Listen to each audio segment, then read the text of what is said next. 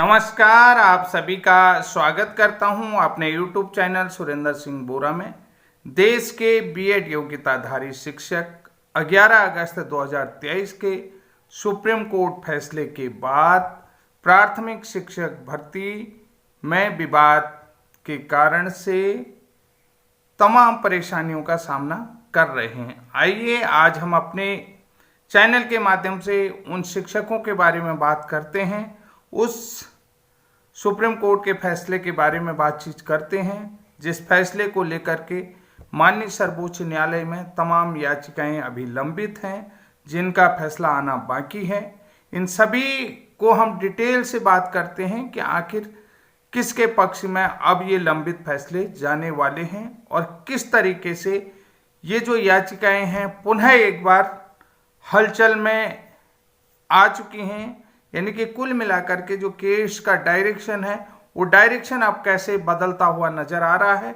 इन सभी चीज़ों को लेकर के हम देश के बीएड योग्यताधारी प्राथमिक शिक्षक जो प्राथमिक विद्यालय में कार्यरत शिक्षकों के लिए ब्रिज कोर्स मुख्य केंद्रीय बिंदु बना हुआ है, तो किस तरीके से इस बीएड योग्यताधारी प्राथमिक विद्यालय में कार्यरत शिक्षकों को नौकरी से हटाने के लिए राजस्थान के बीटीसी डिप्लोमा योग्यता धारकों की टीम देश के सभी राज्यों में जहां भी प्राथमिक शिक्षक भर्ती प्रक्रिया में बीएड डिग्रीधारी शामिल हैं, वहां सुप्रीम कोर्ट के सीनियर एडवोकेट मीनाक्षी अरोड़ा को हाई कोर्ट में खड़ा कर रही है कि एनसीटी का गजट नोटिफिकेशन 28/2018 को सुप्रीम कोर्ट ने क्वेश्चन कर दिया है, जिसके कारण से बीएड योग्यताधारी शिक्षक प्राथमिक विद्यालयों में नहीं पढ़ा सकते हैं और ब्रिज कोर्स जैसा कोई भी प्रशिक्षण पाठ्यक्रम तो बना ही नहीं है। यानी कि बना ही नहीं है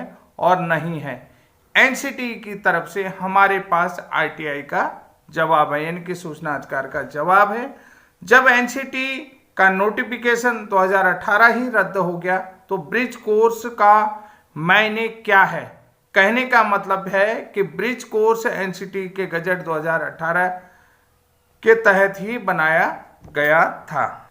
जैसा कि आप सभी लोग समझ रहे हैं कि कुल मिलाकर के डिप्लोमाधारियों का कहना यह है कि जब एनसीटी का गजट 2018 ही नहीं रहा तो यानी कि एनसीटी का गजट 2018 रद्द हो गया तो ब्रिज कोर्स उसी के साथ ही रद्द हो गया, तो ब्रिज कोर्स का तो अब कोई मतलब ही नहीं होता है। तो हम कुछ महत्वपूर्ण बिंदुओं पर बात करते हैं। अब सबसे बड़ा सवाल ये उठता है कि क्या बीएड डिग्रीधारियों के लिए 6 महीने का ब्रिज कोर्स एनसीटी के गजट नोटिफिकेशन 2018 में बनाया गया था, इसका एनसीटी के गजट 2018 से क्या लेना देना है? कि यानी कि जो ब्रिज कोर्स बनाया गया एनसीटी के गजट नोटिफिकेशन 2018 में बनाया गया या उससे पहले बनाया गया? आप सभी लोगों के पास इसका जवाब भी है, क्योंकि एनसीटी के गजट 2018 से तो इसका कोई लेना देना है ही नहीं। मैं आपको ये भी बता दूं कि एनसीटी के गजट 2018 का प्रभाव ब्रिज कोर्स में पड़ेगा या एनसीटी का गजट 2018 के सुप्रीम कोर्ट के रद्द होने से ब्रिज कोर्स भी रद्द हो गया है। तो कुल मिलाकर के मैं ये कहना चाहता हूं कि जो एनसीटी का गजट नोटिफिकेशन है उसके रद्द होने से क्या ब्रिज कोर्स भी रद्द हो गया है? एनसीटी का जो गजट नोटिफिकेशन 2018 है उसका प्रभाव ब्रिज कोर्स में पड़ेगा या नहीं पड़ेगा, ये महत्वपूर्ण चीज है। अब अगली बात हम कर लेते हैं कि एनसीटी की तरफ से ब्रिज कोर्स करवाया गया है या नहीं। क्या senior advocate Meenakshi Arora court में ब्रिज कोर्स को लेकर सही साक्ष्य नहीं रख रही है या तथ्य छुपा करके आरटीआई का गलत मतलब निकाल रही हैं? कि मेरा समझने का अर्थ ये है कि जो सीनियर एडवोकेट मीनाक्षी अरोड़ा जी है या तो कोर्ट में ब्रिज कोर्स को लेकर के सही साक्ष्य नहीं रख रही हैं या जो है कि वो तथ्य छुपा करके आरटीआई का गलत मतलब निकाल रही हैं। आइए जानते हैं कि ब्रिज कोर्स को लेकर एनसीटी द्वारा आरटीआई का रिप्लाई क्या है और सही तथ्य क्या है। इससे जो है कि पूर्व की वीडियो में भी मैं जो है कि इससे पूर्व की वीडियो में भी मैं आपको ये सारी बातें समझा चुका हूँ। ब्रिज कोर्स और एनसीटी के गजट 2018 में क्या चीज़ें डिफरेंट हैं और पूरी बात हम इस पर करेंगे। देखिए, जो ब्रिज कोर्स है और एनसीटी का गजट है उसमें दोनों में क्या डिफरेंस है, उस डिफरेंट कंडीशन को भी हम समझेंगे। जो डिफरेंट है उसमें, उस डिफरेंस को भी हम समझने का प्रयास करेंगे। साथियों, सबसे पहली बात मैं आपको ये बता देता हूँ कि जो ब्रिज कोर्स पाठ्यक्रम है वो जो है कि 2017 का है। उसका एनसीटी के गजट नोटिफिकेशन 2018 से कोई लेना देना नहीं है। और बार बार आरटीआई का जो रिप्लाई आ रहा है, उस रिप्लाई को लेकर के भी एनसीटी ने क्या कहा है उसके बारे में भी हम आपको बताते हैं। जल्दी ये पूरा वीडियो देखें। ब्रिज कोर्स को लेकर के जो डिप्लोमाधारी कह रहे हैं, जो वर्तमान में डिप्लोमाधारी खिचड़ी पका रहे हैं, यानी कि जो लोग अब खिचड़ी पकाना शुरू कर दिए हैं, उन्हें ध्यान से आज मेरा वीडियो देखना चाहिए कि जो सुप्रीम कोर्ट के सीनियर एडवोकेट को बार बार ब्रिज कोर्स को लेकर के गलत जानकारी उपलब्ध करा रहे हैं। ब्रिज कोर्स को लेकर के सदन के, यानी कि जो भारत का सबसे बड़ा सदन है, लोकसभा और राज्यसभा, सदन के दोनों सदनों में बिल पास हुआ है और एनसीटी के गजट नोटिफिकेशन 2018 के साथ जोड़ रहे हैं। तो आप इस जानकारी को भी देख लें कि एनसीटी द्वारा ब्रिज कोर्स को लेकर के आरटीआई में क्या जवाब दिया गया है, कि भैया ये जानकारी भी आपको देखनी चाहिए।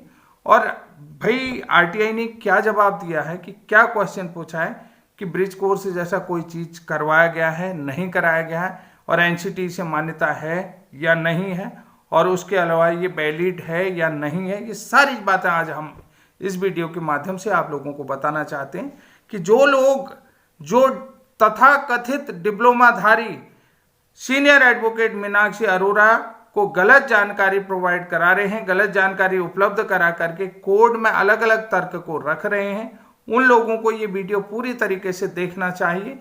और ब्रिज कोर्स है या नहीं है, ये भी आपको पूरे साक्ष्य देखने चाहिए कि भैया आखिर हो क्या रहा। देखिए, इसका रिप्लाई हम बात करते हैं। शिक्षा मंत्रालय, ये आपको दिख रहा होगा, इसको मैं थोड़ा सा ध्यान से आपको दिख रहा हिंदी में।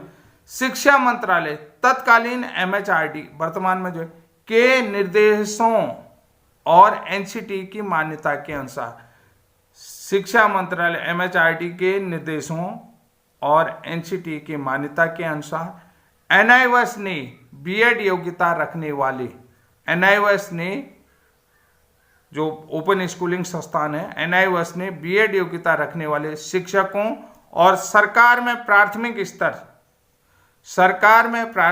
स्तर 5वीं यानी कि पहली से 5वीं में कक्षाओं को पढ़ाने के लिए 6 महीने का पीडीपीटी ब्रिज कोर्स कार्यक्रम ऑनलाइन आयोजित किया गया। यानी कि डैशबोर्ड में हम लोगों की हाजिरी लगती थी, डैशबोर्ड खोलते थे, वहां से पाठ्यक्रम डाउनलोड करते थे और हर जो एपिसोड आते थे उसको देखना भी पड़ता था। सरकार के, यानी कि सरकारी सहायता प्राप्त, निजी गैर सहायता प्राप्त, मान्यता प्राप्त विद्यालय पीडीपीटी कार्यक्रम से संबंधित सभी गतिविधियां 31 मार्च 2019 तक पूरी हो चुकी हैं।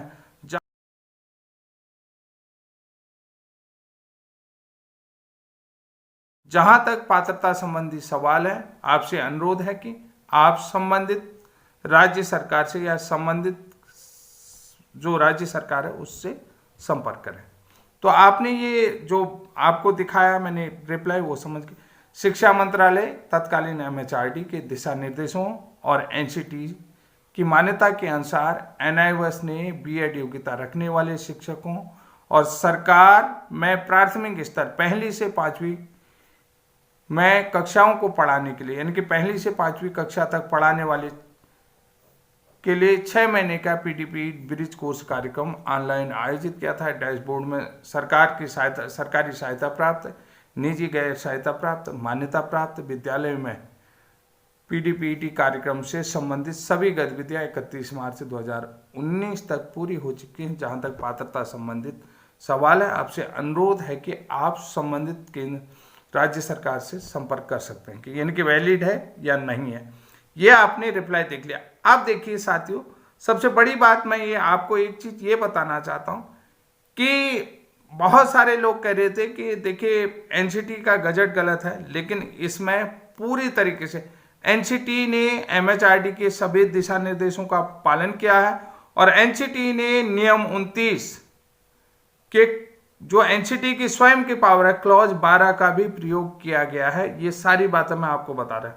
एनसीटी का जो नियम 29 है और क्लॉज 12 है उसका भी इसमें प्रयोग किया गया है। जो तथाकथित लोग हैं, मैं आज फिर कह रहा हूं कि जो तथाकथित लोग हैं कह रहे हैं कि एनसीटी ने जो है कि ब्रिज कोर्स का कोई पाठ्यक्रम ही नहीं बनाया है, ब्रिज कोर्स जैसा कोई चीज है ही नहीं और एनसीटी का गजट 2018 रद्द हो गया है, तो ब्रिज कोर्स जैसी चीजें भी रद्द हो जाएंगी अगर हूं।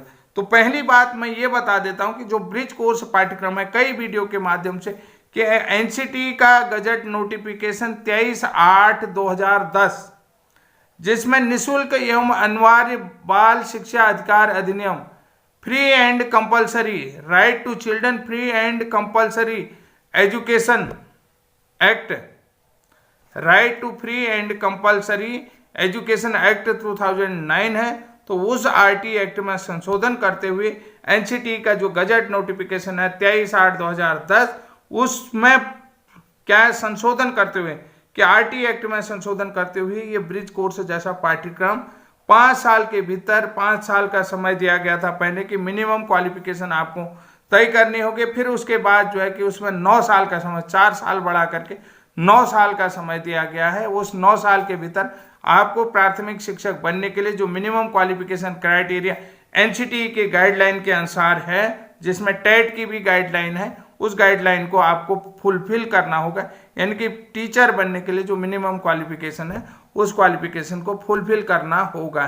तो अब देखना यह है कि मैं आपको एक चीज और बता देता हूं कि जो सरकार की तरफ से पूरी तरीके से ब्रिज कोर्स को लेकर के सुप्रीम कोर्ट में 1 तारीख को हलफनामा दिया जाएगा और जल्दी ही आप सभी लोगों को पुनः एक बार प्राथमिक विद्यालयों में पढ़ाने का अवसर मिल सकता है। ये बात मैं कह रहा हूं क्योंकि अन्य लोगों को तो नहीं, जो लोग पढ़ा रहे हैं वो लोग तो बाहर नहीं होंगे, चाहे वो छत्तीसगढ़ के हों, मध्य प्रदेश के हों, उत्तर प्रदेश के हों, हिमाचल के हों, उत्तराखंड के हों, पटना बिहार के हों, तो उन लोगों की नौकरी को मतलब सुरक्षित रखने के लिए सरकार ने सारे कवायद शुरू कर दिए हैं, सारी तैयारियां पूरी कर ली गई और ये यकीन मानिए कि वो निश्चित रूप से उन लोगों की नौकरी सुरक्षित है। और जो वेस्ट बंगाल में जो भर्ती प्रक्रिया है उसमें भी बीएड शामिल होगा, उत्तराखंड की जो रुकी हुई भर्ती है उसमें भी बीएड शामिल हो सकता है।